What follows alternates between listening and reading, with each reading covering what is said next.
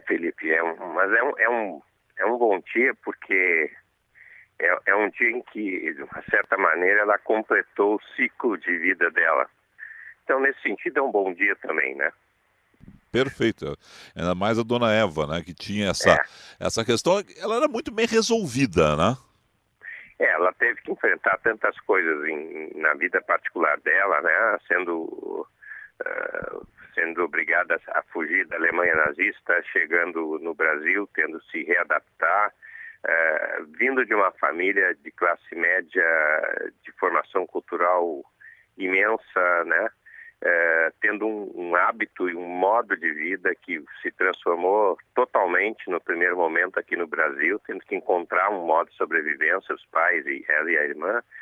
E o curioso é que rapidamente eles se reencontraram, né? A Eva adolescente já está trabalhando na ProArte do Rio de Janeiro com o Theodor Heuberger, depois Teresópolis, e quando enfim casada ela se desloca para Porto Alegre. Ela em seguida funda aqui, vamos dizer assim, uma filial da ProArte e reinicia os trabalhos aqui, ou seja, é fantástico como ela refez a vida sem perder jamais o prumo, era esse prumo vinculado à cultura, né? Por que a opção da família dela pelo Brasil?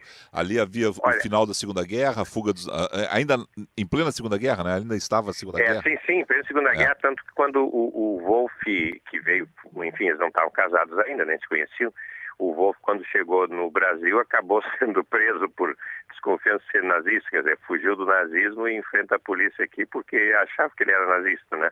Mas, enfim, por que o Brasil? Alguns parentes da família já tinham ido para Buenos Aires, outros tinham ido para os Estados Unidos, mas houve uma opção por questões de trabalho do pai. Ele imaginou que no Rio de Janeiro ou em São Paulo ele poderia ter mais oportunidade do que nos outros lugares. Então eles vieram parar aqui no Brasil, para nossa sorte. Bom, e aí, para nossa sorte também, depois de tudo isso, casa e vem para Porto Alegre. Funda... O Wolf acabou se vinculando à cutelaria Ziv Hércules, né, que era uma cutelaria suíça, que tinha uma base aqui em Porto Alegre, estava abrindo em Porto Alegre, e ele foi, então, nos conhecimentos com o Paul Ziv, ele foi indicado para vir trabalhar em Porto Alegre, e aí ela veio junto, e a partir daí, enfim, rápidas aproximações com a sociedade de Porto Alegre, e já o início desse trabalho dela, que ela achou que aqui tinha um mercado, grande mercado nesse sentido, né? Tinha um público ávido sem ofertas. E a ProArte exatamente fazia isso, quer dizer, né, fazia contatos, programava concertos, óbvio, sempre vinculado com a ProArte de Teresópolis. Por quê? Porque se aproveitava o deslocamento dos artistas, né, que já era uma tradição desde a guerra, na verdade, né? Muitos artistas europeus, inclusive alemães, no exílio, aproveitaram a América Latina para sobreviver, faziam esse circuito, normalmente Rio de Janeiro, São Paulo, Buenos Aires, às vezes com passagens até mesmo aqui para Porto Alegre, raramente, mas também, né? Depois Chile, Santiago e assim por diante. Então, havia se criado uma certa tradição desta rota, digamos assim, de concertos, né? De périplos de solistas e de conjuntos. E então a Eva passou a trabalhar junto com o Theodor nesse sentido, de fazer programações para Rio, São Paulo e Porto Alegre. Normalmente depois continuavam em Buenos Aires com outras entidades. E muitas vezes começavam por Porto Alegre, né? Eu me lembro que os meninos cantores de Viena, por exemplo, se apresentaram na Catedral Metropolitana, eles começaram sua excursão exatamente, no Brasil pelo menos, né, por Porto Alegre, vindos de Buenos Aires. Aí dependia um pouco também das linhas aéreas, né? A gente não tinha essas facilidades que a gente tem hoje, era mais complicado. Quer dizer, ou se chegar no Brasil, Rio-São Paulo, ou se chegava no Brasil via Buenos Aires, né? Então dependia também um pouco disso e dos períodos de excursão que os grupos europeus dispunham. Perfeito. Bom, ela chega em Porto Alegre e começa com essa movimentação artística cultural toda. A partir de 75, ela encampa a ideia de reforma e reconstrução, na verdade, do Teatro São Pedro. Como é que foi isso, hein? Felipe, na verdade, ela já vinha... A Eva estava muito envolvida com o Teatro São Pedro exatamente por causa da ProArte, né? E eu me lembro que num recital de violino, vai me faltar o nome da solista, mas era uma japonesa, ela estava na boca de cena do teatro, com 2 holofotes sobre ela, fazendo o solo, e de repente desabou daquelas luminárias a menos de meio metro dela, 1 metro dela, né, desabou, veio lá de cima e desabou direto no palco do Teatro São Pedro. E a Eva ficou apavorada com isso, né? Esse foi um dos elementos, assim, dos episódios que eu me lembro claramente. O outro é que, como o piano do Teatro São Pedro era muito velho, era muito ruim, a Eva já havia iniciado, anos antes, uma campanha contando com a colaboração do Correio do Povo, porque o Correio do Povo era, na época, o grande articulador de todas essas coisas, né? Não se fazia nada sem o apoio da Calda Júnior, e muito especialmente do Correio do Povo. Era assim com a Feira do Livro, era assim com o Festival de Coros, e era assim com campanhas públicas, né, do tipo comprar um piano novo para o Teatro São Pedro. E esse piano, ao longo de menos de um ano, foi feita a campanha, o dinheiro foi reunido, o piano foi importado, né, colocado no teatro, usado ainda em vários recitais no Teatro São Pedro. E quando do início da restauração do teatro, então, evidentemente, ele foi deslocado, foi levado para o auditório da Assembleia Legislativa. Lá estava o velho Dante Baroni, que já havia sido diretor do teatro, e esse piano ficou lá na Assembleia enquanto duraram as obras do teatro. Quando a obra do teatro acabou, o piano voltou para o Teatro São Pedro. Você me perguntava sobre como é que começou isso. Na verdade, ao tempo do governador Amaral de Souza, era um dos secretários de Cultura, de Educação e Cultura na época, né, porque não tinha a pasta específica da cultura, era o coronel Mauro Rodrigues.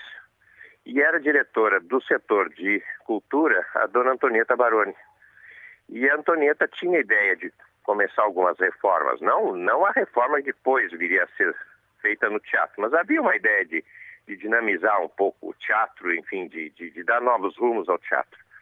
E uma sugestão da Eva Zoff foi que eu assumisse essa coordenação. Eu fiquei lá poucos meses, em algum momento me indispus com a dona Antonieta, de quem depois fiquei muito amigo, mas enfim, no momento me indispus com ela, me afastei. E logo depois a Eva foi convidada. Aí nós já estávamos na gestão do governador Jair Soares. E foi ao longo desse período, né, com uma participação de novo muito forte do Correio do Povo. Nós acompanhávamos todas as ações, todos os movimentos, todas as visitas que a dona Eva fazia a Brasília para buscar dinheiro. E quem foi assim muito apoiadora dela foi a dona Lucy Geisel, filha do então presidente Ernesto Geisel. Né? Nós tínhamos uma vantagem que o governo federal estava, boa parte dele, vinculado ao Rio Grande do Sul, era ocupado por gente do Rio Grande do Sul. Sim. Isso evidentemente facilitou um pouco. Mas não fosse a garra, a persistência e, como deviam dizer lá, a chata da dona Eva, obviamente as coisas não tinham acontecido, né? A obra foi muito mais complicada do que se tinha imaginado, porque na verdade estava tudo podre. Não sei se é no livro, eu não me lembro mais, mas enfim, tem uma exposição no Teatro São Pedro, né, no Memorial do Teatro, que aparecem as fotos das vigas, né, vigas às vezes de 40, 50 centímetros de grossura, absolutamente comidas pelos cupins. Quer dizer, se um dia uma dessas vigas cedesse de vez, o teatro vinha todo abaixo, né? Então o troço foi muito mais complicado, teve que na verdade, refazer o teatro todo. E aí a ideia de refazer o teatro mantendo a sua estrutura tradicional original, mas ao mesmo tempo dotando, né, de uma infraestrutura tecnologicamente moderna, né, com auxílio do concreto, enfim, e fui escavando mais fundo por dentro do teatro, de maneira a melhorar os espaços dos camarins e vai por aí afora. Quer dizer, então levaram anos, né, para que se pudesse realmente concluir o teatro. Perfeito. Estamos conversando com o jornalista, professor Antônio Hoffel, biógrafo de Eva Sofer. Bom, a partir disso, dessa reconstrução, a dona Eva ganha um novo status na cidade. no Rio Grande do Sul e no Brasil. Né? Como é que foi isso, assim, esse reconhecimento? Eu tenho, Olha, por favor, vamos lá. Como é que foi esse reconhecimento, primeiro, naquele primeiro momento? Porque, afinal de é, contas, a história do teatro ficou também ligada à história de Eva Sofer. exato. Felipe, é bom lembrar que naquela época o governo federal, com o apoio e participação dos governos estaduais, resolveu fazer uma recuperação de boa parte destes teatros centenários em todo o Brasil. Foi feito com o Teatro de Manaus, foi feito com o Teatro de Belém do Pará, foi feito com o Teatro de Fortaleza, o José de Alencar, foi feito na Bahia, foi feito no Rio e São Paulo, com os teatros municipais, enfim, todos esses teatros centenários, Sim. eles receberam vultosas verbas, né, vinculadas entre o governo federal e governos estaduais para sua recuperação. O curioso é que menos de 10 anos depois, todos esses teatros precisavam de recuperação de novo. E o Teatro São Pedro, nas mãos da Dona Eva, na verdade, até hoje não precisou de recuperação. Ele precisa, evidentemente, de manutenção constante. Exatamente. E isso a Eva montou uma equipe, né, dentre as quais está ali o Moraes, está ali o João Antônio, dentre outros, agora o Sim. Gilmar Messias, uma equipe que tem essa recomendação, sempre teve, né, de todos de olhar tudo. Quer dizer, da poltrona que cedeu um parafuso ou ficou poído o assento, a uma lâmpada que queimou, né? Enfim, a colocação à disposição, a limpeza de um camarim para o artista, né? E por aí afora. E o teatro se tornou um pouco uma lenda, quer dizer, todos os grupos que chegavam a Porto Alegre para se apresentar e eram extremamente bem recebidos pela Eva e pela equipe toda, né? Evidentemente saíam falando Brasil afora. Então, nesse sentido, o teatro e a Eva se tornaram referências nacionais e até internacionais. A Eva tem um grande álbum, né, com todas essas dedicatórias, esses registros que foram sendo feitos pelos artistas. Acho que hoje isso deve estar, inclusive, no memorial do teatro. E você sente bem esse carinho com que se recebia o pessoal de fora, e que obviamente é importante. Quer dizer, você tem um artista que chega e encontra um camarim com flores, encontra um Sim. camarim limpo, né, encontra um camarim com todas as lâmpadas funcionando, encontra um banheiro à disposição, né, com essas coisas mínimas, você diz prosaicas, mas que são fundamentais. Né, um rolo de papel higiênico para você limpar depois o rosto, né, ao final da apresentação, coisas desse tipo, né. Então isso, e a equipe, a Eva sempre teve um cuidado muito grande na montagem da equipe. Eu acho que ainda hoje quem chega ao Teatro São Pedro vê que, embora tenham mudado alguns daqueles meninos e meninas recepcionistas, né, eles têm sempre uma educação, uma simpatia, Sim. eles conhecem o que estão fazendo, né, eles têm interesse, eles gostam de fazer aquilo que eles estão fazendo. Então, acho que esses são os segredos do teatro, e que agora vai ter esse grande desafio, não encontrar um substituto para Eva, porque isso não vai existir, mas encontrar um sucessor para Eva. Né? O teatro tem que continuar, e nós temos que continuar, evidentemente, tendo esse teatro com a qualidade, né, com que ela soube imprimir. Bom, essa é uma marca que se tornou não só da Eva, como da equipe e da cidade do estado do Rio Grande do Sul. Né? Deixa eu só fazer um comentário, que essa é uma situação que eu já há muito tempo entrevistando a Dona Eva. Eu perguntei para ela uma vez, né, Dona Eva, a senhora está preocupada com a sua sucessão? Ela disse, não, Felipe, eu não estou preocupado com a minha sucessão, eu estou preocupado com quem vai cuidar o teatro. Como é que vão cuidar o teatro? Né? Mas tem uma outra situação que você lembrava aí, que é a situação seguinte, Antônio Hoffel. De um lado, o artista chega, a casa está limpa, organizada.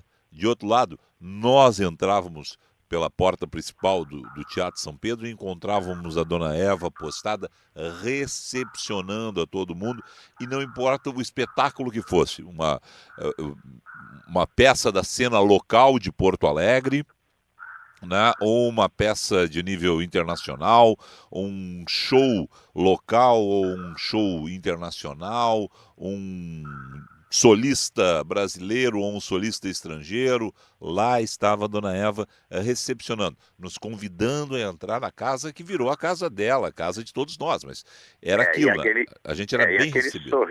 E aquele sorriso simpático sempre, né? E aí alguém teve, quando ela teve o AVC, né, 2 anos atrás, a UPEN teve essa felicíssima ideia de fazer aquela imagem de quase tamanho natural da Eva, encartonado, que ficou colocado ali na porta. Então a Eva continuou, mesmo ausente fisicamente, ela continuou sempre a receber as pessoas que chegam no teatro.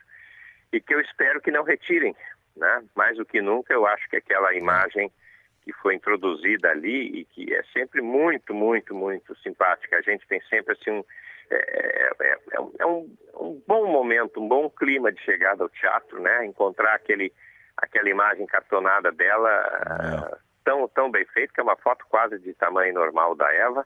Então a Eva continuou ali sempre recebendo. Isso foi uma outra coisa importante. A Eva acompanhava os grupos, os espetáculos, né? A Eva às vezes assistia ensaio, inclusive, quando era grupo de teatro, para ver se estava tudo ok, se não havia necessidade de mais alguma coisa, né? Assim por diante.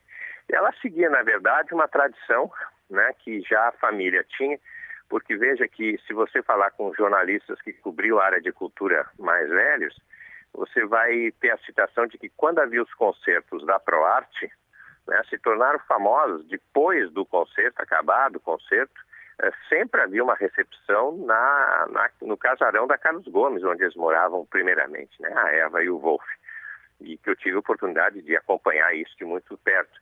E todos os anos, até o final do ano, né, o casal também fazia uma recepção aos jornalistas da área cultural, de modo geral. Né, que eles tinham prazer de fazer esse acompanhamento, não era só na obrigação, mas era no usufruto, quer dizer, Wolf e Eva tinham a vida cultural, a experiência, a prática cultural como parte da sua vida. E isso cada um deles, à sua maneira, trouxe, né, da sua vida pretérita na Alemanha. O Wolf é de uma família de escultores, né? O escultor, um tio dele é escultor conhecido nos Estados Unidos, com obras em museus e tudo mais. A Eva tinha essa tradição de uma família de sólida formação cultural, né, inclusive na área da música e da literatura. Então, foi bom para nós, né, que nesse desastre, essa tragédia que foi o nazismo alemão, algumas dessas pessoas tivessem escolhido o Brasil, no nosso caso Porto Alegre, né, para se relocalizar. Bom, agora, eu tinha conversado com isso, ela também, com ela, isso há mais de 15 anos, a primeira vez que ela me falou no Multipalco Teatro São Pedro, ainda lá na Bandeirantes. E eu conversava com a dona Eva e eu, ali no meio da coisa toda, peguei e perguntei assim, então agora vem aí o Multipalco Dona Eva Sofer. Ela assim, não. Vem aí o Multipalco Teatro São Pedro. E eu insisti com isso, e várias vezes comentei isso, e até uma vez, eu recordava ontem, a primeira vez que ela pegou e conversou comigo a respeito do assunto diretamente, né? Assim, para de dizer isso no rádio, já me disseram que tu disse de novo. Aí eu brinquei alguma coisa com ela, e aí estava a Clarice Schwartzman junto, e ela assim, que trabalhou muito tempo no Teatro São Pedro, junto com a Dona Elva, ela assim, esse menino ainda vai me complicar. Aí tá, e a gente riu e tal, a coisa toda. Qual é o tamanho da homenagem que tem que ser feita? Eu já cobrei isso no ar muitas vezes, os ouvintes da Guaíba sabem disso, que eu acho que figuras da estatura de Eva Sofer, Paixão Cortes, seja quem for, essas pessoas que transcendem, né, o seu legado, têm que ser homenageadas em vida. Né? Não deixa para homenagear as pessoas depois, né? Quando acontece a morte delas. Mas qual é o tamanho de uma homenagem a Eva Sofer? É o que foi feito, por exemplo, com Ado Malagoli, né? Museu de Artes do Rio Grande do Sul, Ado Malagoli, Multipalco Eva Sofer, no caso, né, Teatro São Pedro, Dona Eva Sofer. Né? O que dá para se pensar de homenagem? Você que é um amigo próximo, uma pessoa que eu imagino tenha conversado com outras pessoas, não só nas últimas horas, mas como nos últimos anos, a respeito de uma homenagem do tamanho dessa mulher, né? Pequena fisicamente, mas tão grande no legado. Bom, pequena fisicamente agora nos últimos anos, né, Felipe? Porque ela foi ficando velhinha, foi ficando pequenininha, né? Exato. Mas... Ela diminui de tamanho como todos nós, né? Exato. Mas moralmente e emocionalmente ela sempre teve essa fortaleza. Gigante, Olha, né? eu acho que as homenagens que pode fazer são muitas. Você citou algumas, certamente o governo do estado e a sociedade rio-grandense vai ter a dignidade de encontrar esses caminhos. Agora, eu sinceramente acho que a maior homenagem para ela é concluir o Multipalco, né? É fazer essa obra que tinha sido o carinho dela dos últimos anos, é terminar o Multipalco, que agora vem uma fase complicada. A gente fez o bunker, mas, como tu disseste, mas está faltando agora por dentro. Sim. E a gente sabe que isso sempre é muito caro, né? Sim. Então é conseguir terminar o multipalco, que era o sonho dela, a realização dela, e, sobretudo, manter isso tudo com essa mesma qualidade, com essa mesma disponibilidade, né? Com essa mesma tendência a servir a população, que foi que sempre caracterizou o trabalho e a preocupação dela. Eu acho que não há nenhuma homenagem maior para ela do que fazer isso. E veja que isso não é uma coisa pessoal, né, individual para ela. Isso é uma coisa realmente para nós mesmos, em última análise. Né? É homenagear a Eva, homenageando a nós próprios, nos dando a nós mesmos dignidade, essa dignidade que ela soube nos trazer, né, e nos ajudar a constituir. Veja que isso é importante porque uma das filhas dela, a Ruth, né, é quem administra o Teatro Santa Isabel lá em Santa Maria. Né? Quer dizer, a Renata, por seu lado, faz um trabalho de tecelagem magnífico, que infelizmente não tem tido o reconhecimento que eu acho que ela merece, mas que, enfim, daqui a uns anos vão reconhecer os caminhos que a Renata abriu, né, nessa experiência da tecelagem, em padrões, inclusive buscando alternativas para tecelagem, que no Brasil não é uma coisa muito valorizada enquanto arte, enquanto criação. Então eu te diria isso, quer dizer, eu acho que a melhor coisa que nós devemos fazer em homenagem a ela, em respeito a ela, é terminar o multipalco, né, e termos competência para manter isso tudo funcionando com esta qualidade que atravessou todos esses anos. Esses são Sim. mais de 40 anos desde a sua reinauguração, né?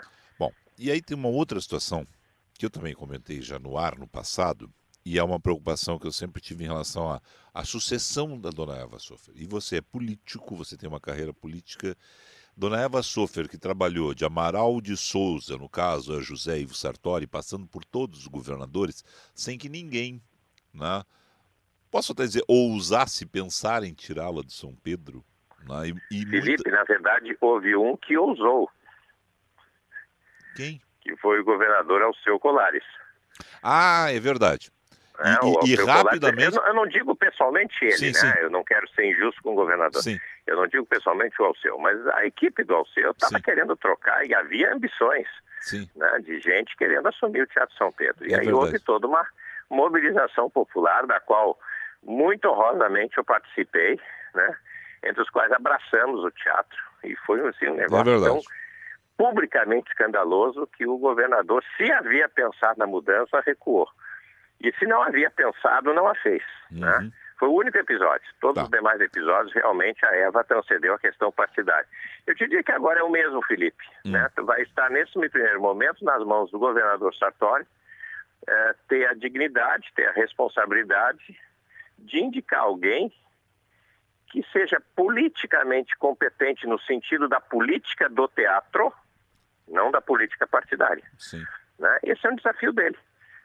Porque é ele que, como governador, nomeia, né, quem vai fazer essa sucessão. Perfeito. Então, formalmente é isso, não tem outro caminho, é isso que está escrito, não, né? Perfeito, inclusive nos estatutos do teatro. Tem que ser alguém que realmente conheça a coisa e não tem que ser partidário necessariamente, né? Perfeito, mas até em cima disso o que eu queria avançar era exatamente a questão dessa grenalização do Rio Grande do Sul, né? Porque a partir de agora, a cada 4 anos na troca de poder, nós vamos ter uma disputa. Né? Esse vai ser um risco novo, mas que, de novo, acho que vai depender da escolha a ser feita. Se o Sartori tiver a felicidade, né, de conseguir encontrar um nome capaz de realmente ter essa credibilidade, né, esse reconhecimento que Dona Eva teve, quem sabe lá a gente consiga escapar dessa grenalização que é realmente terrível, maldita, né, em relação ao nosso Estado. Até porque, nesse caso, a continuidade, né, é um mérito, não da Dona Eva apenas, mas de todos nós, e um presente a todos nós que ganhamos uma situação de ver o teatro, né, em perfeitas condições ao longo dos anos. Né? Exatamente, até porque essa questão da cultura, ela não tem partido nesse sentido imediato, né? A cultura transcende essas coisas, né? Perfeito. Bom, Antônio Hoffel, partir das 11 da manhã o velório. Como é que você pretende se despedir, né? Você que acompanhou tanto Eva Sofer. Ainda não sei, Felipe. Eu estou fora de Porto Alegre, estou retornando agora em seguida. E, obviamente, no que chegar aí, eu vou conversar com o João Antônio, vou tentar conversar com o pessoal e, obviamente, vou aí para o teatro. E acho que vai ser importante, de toda maneira, esta decisão que ela já havia, esse pedido que ela já havia feito e que foi cumprido, foi aceito pelo governo, né, dela ser velada aí no teatro. Acho que não teria outro lugar melhor para isso, né, para ela se despedir e a gente se despedir dela, reconhecendo ela. Aí vamos ver, eu não tenho ideia de como é que está a programação toda, só sei que o velório está previsto até 18 horas e a partir daí vamos ver o que vai acontecer. Eu pretendo, obviamente, acompanhar. A Eva, de uma certa maneira, foi também uma segunda mãe para mim, né? Porque eu acompanhei ela desde aqueles primeiros anos da ProArte, né? Primeiro como uma espécie de secretário, digamos assim, e depois realmente, às vezes, sugerindo, às vezes acatando ideias dela. E fizemos também essa dupla, né? Uma retaguarda boa que eu procurei montar junto com o Paulo Fontoura Gastal, o Oswaldo Goidanich, o Ney Gastal, enfim, a gente era uma tropa de choque, como às vezes nos chamaram, né? Em prol da construção do teatro e procurando realmente facilitar as coisas para a dona Eva, porque facilitava para nós todos, né? Era uma coisa que nós estávamos brigando por nós mesmos. Então eu quero acompanhar ela assim o mais possível que for enfim, possível agora nessas horas aí, né? Antônio Hoffel, obrigado a você aí, né? Uma boa viagem até Porto Alegre. Conversamos. Obrigado. Obrigado, Filipe. Um abraço. Até logo.